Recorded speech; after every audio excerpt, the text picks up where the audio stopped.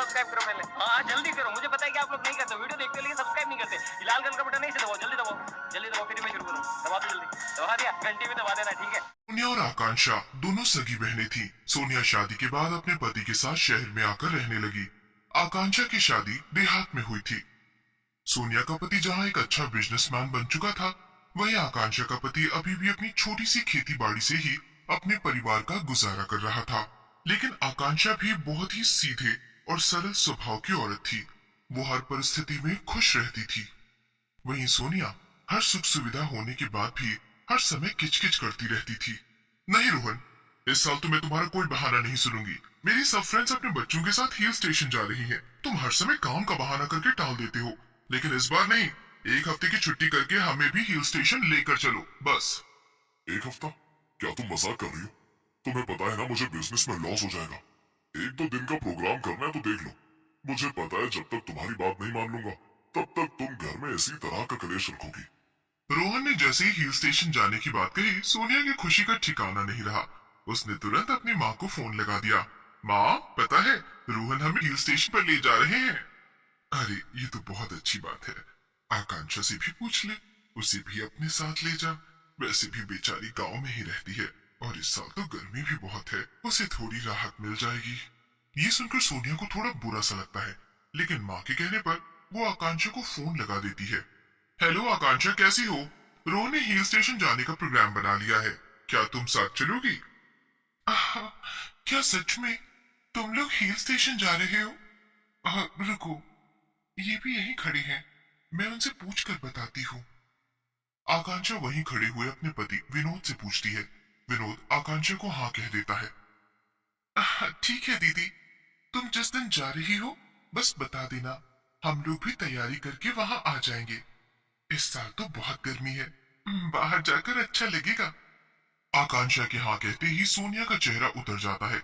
उसे समझ में नहीं आ रहा था कि अब वो आकांक्षा को किस तरीके से मना करे। वो बड़े दुखी मन से उसे हाँ बोल देती है। क्या वो तुम्हारा मूड क्यों खराब हो गया? हद होती है यार, मैंने तो बस फॉर्मेलिटी के लिए आकांक्षा से पूछा था और उसने तो फट से हाँ कह दी, जैसे कि इंतजार कर रही हो कि मैं कब पूछूं और वो कब हाँ कहे। क्या जरूरत थी फिर पूछने की? मैंने तो सोचा था कि मैं इतना खुश हूँ, चलो अपनी माँ को बता देती हूँ। पर माँ ने कहा कि आकांक्षा को भी बता दे, उससे भी पूछ ले, और उसने तो फोन करते ही हाँ कह दी। उफ। तुम बिना कुछ भी कहने से पहले सोचती नहीं हो। और उधर आकांक्षा भी बहुत खुश थी कि सोनिया ने उसे अपने साथ चलने के लिए कहा है। आकांक्षा, देखो अच्छी बात है सोनिया से तुमने पूछा, लेकिन तुम बिल्कुल उसके भरोसे पर मत चलना। अब अपने जाने का पूरा इंतजाम खुद करके जाना। क्यों, ऐसा क्यों कह रहे हो जी? तुम साथ नहीं चलोगे क्या? तुम्हें तो पता ही है दूसरी खेती उगाने का समय है, भला मैं कैसे जा सकता हूँ। लेकिन तुम चिंता मत करो, मैं तुम्हारे जाने का पूरा इंतजाम रखूंगा। फिर आकांक्षा अपने बेटी के साथ अपनी बड़ी बहन सोनिया के घर पहुंच जाती है। उफ, बहुत गर्मी है, और रुको मैं तुम्हारे लिए एसी चला देती हूँ, कहकर सोनिया एसी ऑन कर देती है। थोड़ी ही देर में कमरा ठंडा हो जाता है। आकांक्षा का बेटा बोलता है। माँ देखो तो मौसी का घर कितना ठंडा है, कितना मजा आ रहा है। तुम मजे करो बेटा, मैं तुम्हारे लिए कोल्ड ड्रिंक वगैरह लेकर आती हूँ। ठंडक पाकर आकांक्षा का बेटा इधर उधर उछलने कूदने लगता है। वो सोफे के कवर को खराब कर देता है। ये देखकर सोनिया को गुस्सा तो बहुत आता है, लेकिन वो बोलती नहीं है। लेकिन आकांक्षा उस चीज को भाप जाती है। अरे आराम से एक जगह बैठो, दिख नहीं रहा मौसी ने कितनी साफ सफाई की हुई है। चलो जल्दी से सारी चीजें ठीक करो। तभी सोनिया की बेटी भी वहां आ जाती है और आकांक्षा के बेटे के साथ खेलने लगती है। कल सुबह हम लोग अपनी बड़ी ही सी गाड़ी से शिमला के लिए निकल जाएंगे। इस साल तो गर्मी ने रिकॉर्ड ही तोड़ दिया। तो कैसे रह लेती है गांव में? अच्छा, अपनी गाड़ी से जा रहे हैं? पूछो मैं दीदी, पूरा दिन पसीने से लथपथ काम करती रहती हूँ। देखो तो हम दोनों को कितनी घमौरियां भी हो गए हैं। मैं तो ऐसी जगह पर कभी नहीं रह सकती। एक मिनट भी अगर एसी ना चले तो मेरा दिल घबराने लगता है। तभी तो मेरे हर कमरे में एसी है। हाँ दीदी, आपके यहाँ तो पता ही नहीं चल रहा कि बाहर कितनी गर्मी पड़ रही है, कितना ठंडा है। बहुत राहत लग रही है यहाँ। अगले दिन सुबह सब लोग अपना अपना सामान गाड़ी के ऊपर रख देते हैं और फिर गाड़ी में बैठकर शिमला के लिए निकल जाते हैं, जहाँ रोहन ने एक होटल में 2 कमरे बुक किए हुए थे। एक में रोहन, सोनिया और उसकी बेटी, और दूसरे कमरे में आकांक्षा और उसका बेटा।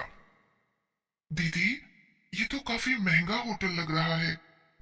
एक दिन का किराया कितना होगा? कैसी बातें कर रही हो आकांक्षा? तुम जानती तो हो रोहन इतने बड़े बिजनेसमैन हैं।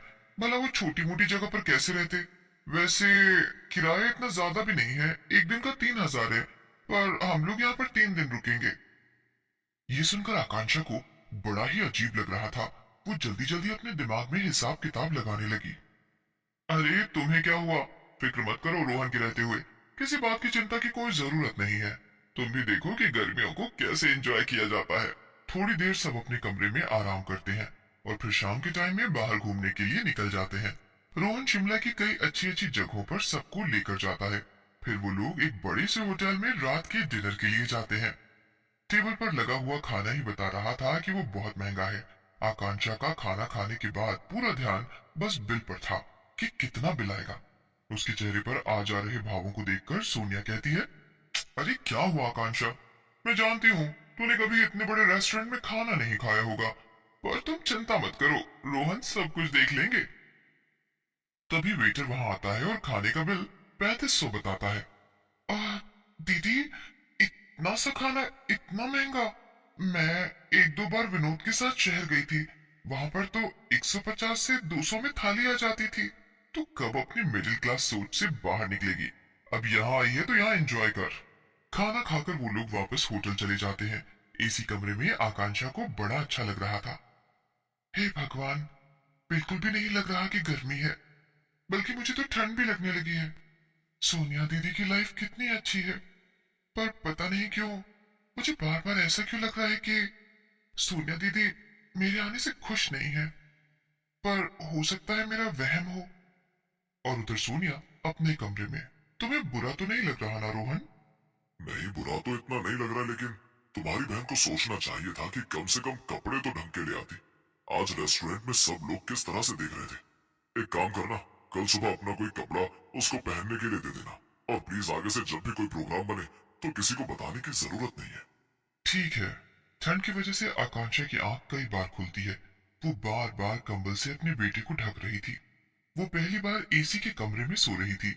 उसे बार बार गांव की याद भी आ रही थी कि वहां तो कितनी बार लाइट नहीं होती और पानी भी घड़े का ही होता है, और यहाँ सोनिया के पास तो हर चीज का सुख सुविधा है। अगले दिन सुबह वो लोग माल रोड घूमने के लिए जाते हैं। उससे पहले सोनिया आकांक्षा को अपना एक जोड़ी कपड़ा पहनने के लिए देती है। आकांक्षा को ये थोड़ा अटपटा लगता है, लेकिन वो अपनी बहन की बात मान लेती है और वो कपड़े पहन लेती है। दोपहर में जब खाने का समय होता है तो आकांक्षा बोलती है, सोनिया दीदी, रात का डिनर आपकी तरफ से था, अब दोपहर का लंच मेरी तरफ से। मैं जानती हूँ जीजू, आप सब मैनेज कर लेंगे, लेकिन ये मेरी तरफ से है, प्लीज मना मत करना। आकांक्षा के बहुत बोलने पर वो दोनों मान जाते हैं। फिर आकांक्षा उन्हें एक छोटे से रेस्टोरेंट में लेकर जाती है। वेटर एक बड़ी सी ट्रे में 4-5 गिलास पानी रख जाता है। अरे, पानी तो ठंडा भी नहीं है। गर्मी में तो इन लोगों को ठंडे पानी का इंतजाम करना चाहिए, और पानी भी ग्लास में देकर चले गए। उफ। तभी आकांक्षा पानी की बोतल का ऑर्डर दे देती है और सोनिया से खाने का पूछती है। सोनिया महंगी महंगी चीजें ऑर्डर कर देती है। खाने का जब बिल आता है तो आकांक्षा अपने छोटे से पर्स में से पैसे निकाल कर देती है। अगर पैसे की कोई दिक्कत है तो बताओ, आकांक्षा, पेमेंट रोहन कर देंगे। नहीं नहीं दीदी, कोई दिक्कत नहीं है। रात को सारे लोग इकट्ठा बैठे हुए थे। तभी आकांक्षा बोलती है, सोनिया दीदी, जब आपने मुझसे यहाँ आने का पूछा तो मैंने हाँ की। मुझे लगता है कि आपको शायद बड़ा ही अटपटा लगा हो कि मैंने आपके कहते ही हाँ कह दी, लेकिन सच कहती हूँ, आपका फोन आने से कुछ देर पहले ही मेरा बेटा मुझसे बोल रहा था कि माँ बहुत गर्मी है, तो कहीं घुमाने क्यों नहीं लेकर जाती। हाँ हाँ, कोई बात नहीं है। नहीं दीदी, बात तो है, बात है अमीरी और गरीबी की। मैं देख रही हूँ, जब से मैं आप लोगों के साथ आई हूँ, आप लोग मेरे साथ कंफर्टेबल नहीं है। इस साल गर्मी भी तो देखो ना कितनी ज्यादा है, लेकिन आप लोग अधिकतर अपने घरों में या ऑफिस में एसी में ही रहते हो, इसीलिए आपको गर्मी का पता नहीं चलता। हम लोगों के लिए तो गर्मी आफत होती है। कई कई दिन गांव में लाइट तक भी नहीं होती है। इसीलिए जब आपका फोन आया तो मैंने सोचा इस बार गर्मी में थोड़ी सी राहत मिल जाएगी और बाकी की गर्मी इसी को सोच सोच के कट जाएगी। पर मुझे लग रहा है कि मेरी वजह से आप लोगों की छुट्टियां भी खराब हो गई हैं। आकांक्षा ने साफ साफ तो नहीं कहा, लेकिन सोनिया को बात समझ में आ गई। फिर उसे भी अपनी गलती का एहसास हुआ और उसे लगा कि उसकी बहन भी तो कितनी मुश्किल जिंदगी जी रही है। अगर उसे इस गर्मी में थोड़ी सी खुशी मिल गई तो क्या हुआ। सॉरी आकांक्षा, तुमने सच कहा। मेरे मन में थोड़ा सा ये आया था कि तुम साथ क्यों चल रही हो, और लेकिन अब मुझे अपनी गलती का एहसास हो रहा है। सबकी तरह तुम्हारा मन भी तो करता होगा ये सब देखने का। मुझे क्यों नहीं समझ में आई ये बात। सॉरी मेरी बहन, आज के बाद ऐसी गलती कभी नहीं होगी। कोई बात नहीं है दीदी, लेकिन जितना भी खर्चा हम लोगों का आया है वो मैं जरूर पे करके जाऊंगी।